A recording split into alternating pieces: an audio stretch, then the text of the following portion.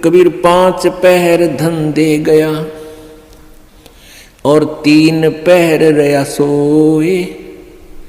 1 पैर हरि ना भजा फिर मुक्ति कहाँ से होए। 8 पहर 24 घंटे को 8 पहर में, पहले 8 पहर होती थी 24 घंटे की।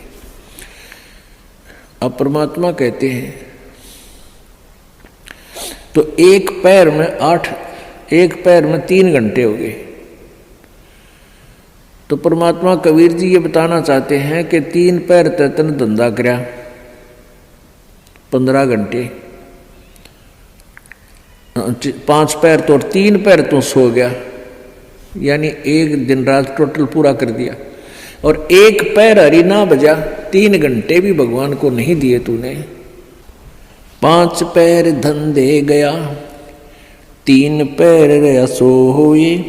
1 पैर हरि ना जप्यो, मुक्ति कहाँ से होई। यानी टोटल 3 घंटे परमात्मा ने बता दिए कि पूरे 24 घंटे में 3 घंटे आप भगवान के भजन में अवश्य लगाओ। और उनका ये नहीं है कि स्पेशल एक जगह बैठ के लगा लो, बहुत समय होता अपने पास। जैसे आप जी कोई मजदूरी के लिए जाते हो, घर से वहां तक घंटा 1 लगे, मालिक का सिमरण करता जा। बस में बैठकर जा रहे हो कहीं काम, बस वहां भक्ति करें। खेतों में जा रहे हो, खेतों से घर से लेकर वहां तक जो खूब भक्ति करे, अपना मंत्र ने याद रखे। और बहुत से ऐसे कार्य हैं जो काम करते करते भी हम भगवान की भक्ति कर सकते हैं। जैसे खेत में आली हल जोतता है, हमने देखे पहले ही आली में लक्ष्मी चंद की रागनी गाए जाते, हल भी जोड़े जाते। तो आप भगवान की भक्ति भी करें, कभी आरती करने लग जा, कभी भगवान की वाणी बोलने लग जा। कोई फिल्मी गाने गावा है, कोई और बकवास सोच रहा है। तो इस प्रकार हमने अपना सुमरण में 3 घंटे का समय निकालना चाहिए। जैसे सुबह का नित्यनेम आध पौना घंटा लगता है, 15 मिनट की असुर निकंदन मणि 1 घंटा तो हो गया। आध 35 मिनट की आरती होती है, 1.5 घंटा। बाकी 1.5 घंटा आपका सिमरण भी हो जाए ना, सिमरण आध घंटा मंत्र, 1 घंटे का श्वास का सिमरण। तो इतना भी आप कंटिन्यू कर लोगे तो भी आपका बेड़ा पार हो जाएगा। ये सत्कर्म मान ली, क्योंकि आप जी बहुत से पापों से बच गए, सब बुराइयां त्याग दी, भगवान से डर कर रहने लग गए।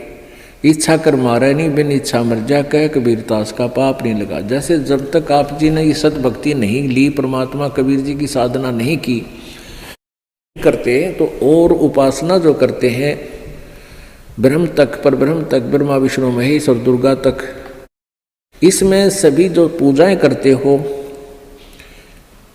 उन पूजाओं का फल और जो पुण्य करते हो उन पुण्य का फल अलग से लिखा जाता है। और साथ में जो आपके द्वारा पाप होते हैं, जैसे किसान खेत में हल जोतता है, उसके विषय में बता रखा है सूक्ष्म वेद में कि 1 अलाई और 1000 कसाई बराबर पाप होता है। 1 अड़ाई होती है 30 फुट चौड़ा, 20 फुट चौड़ी और 200 फुट लंबी, किले की, एकड़ की, इतना स्थान जिसमें से हल आड़ी ऐसे एक अड़ाई बोलता था उसको ऐसे बैल को ले जाता आखिरी सिरे से और फिर उसको ऐसे जोतता था, बाया करता। तो उस टुकड़े को 1 अड़ाई बोलते हैं। इतना स्थान हल से खोदा हुआ 20 बाई 200 फुट का एक हाड़ी ने जो खेत खोद दिया हड़ते, उसमें पाप, और 1000 कसाई